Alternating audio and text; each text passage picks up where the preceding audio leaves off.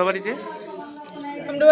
আমরা কালকে বিয়াত গেছিলাম, আমার মশাতলায় বিয়াত গেছিলাম, ঘর বাড়ি তালা দিয়ে গেছিলাম। প্রায় সময় যাই আমরা, বাড়িঘর তালা দিয়ে প্রায় সময় যাই, এক রাত্র লিগে যাই। বিয়াত গেছিলাম, এই সব স্বর্ণ গয়না, রূপার জিনিস, বাবু মাছের ব্যবসা, টাকা, গলার হার টার যা ছিল, এখন তো সব ওই পাথরের জিনিস টিনিস এইসব দিয়া সাজে টাজে লেগে একদম এইসব কত টাকা দেবে বোন অনুমান? বাবুর টাকা তো ওই 50-60 হাজারের মতো হইব, বাবু ব্যবসা টাকা। আর স্বর্ণের জিনিস অনেকটা আর হইব, বুঝতারি না। আনুমানিক 7-8-9 লাখ টাকার মতো জিনিস হইব, স্বর্ণের জিনিস অনেক, সব বিয়ার জিনিস করে রাখছিল। তোমার বিয়ের জন্য সব ধরব 17 বছর ধরব, 26-এ ধরব ভাবছিলে। আর দুনিয়া সব আজকে সকালে আয়া দেখো না, বাবু সকালে বাড়িতে আইছে, 11টার দিকে আয়া দেখে এই অবস্থা, সব লন্ড বন্ড করে লাইছে।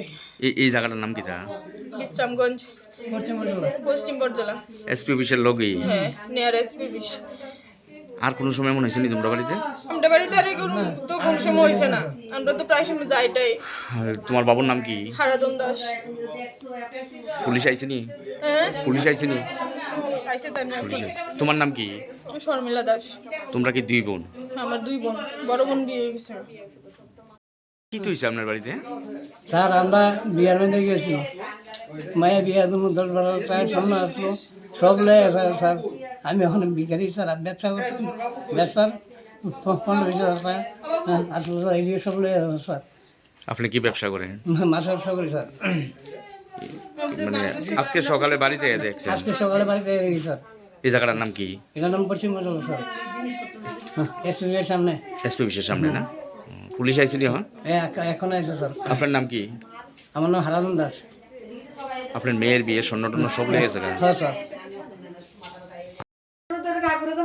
আমি কিতা ঠাকুরের ধরে আমি কান্না করতাম, ঠাকুর জানো, তুমি জানো, তুমি দেখছো কেডা এই কাজ করছে, আমি কিচ্ছু জানি না, কিচ্ছু জানি না, কেডা বলে তুমি বিচার কইরা আর কইলে এটা জানো ওইটা তো পুরো দিন গেছে, কিন্তু এটারও এই আনন্দ পাইতা ডাকুর তো ভিডিও খুলে আছে, এটা সব লোকটা গিয়ে কাটছে বলে ওই দিন আমি বিয়া থেকে আমরা সবগুলো ঢুকাইয়া কল সুস করে দাও হইছে তো এটা মতো সবগুলো তুমি দেখলা না, কত রক্ষা করলা না, দেখে সারা দিছে